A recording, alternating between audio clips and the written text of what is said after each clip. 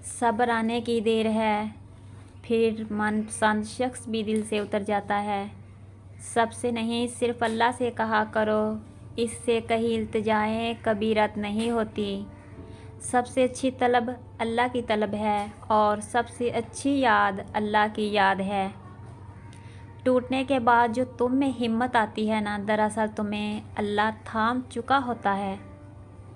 वो रब इन्हीं को देता है जो उस पर यकीन रखते हैं। जहाँ मायूसी हो वहाँ हाथ खाली रह जाते हैं।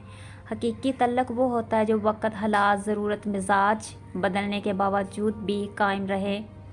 खुशकिस्मत है वो इंसान जिसके लिए कोई रोते है, बदकिस्मत है वो इंसान जिसकी वजह से कोई रोते।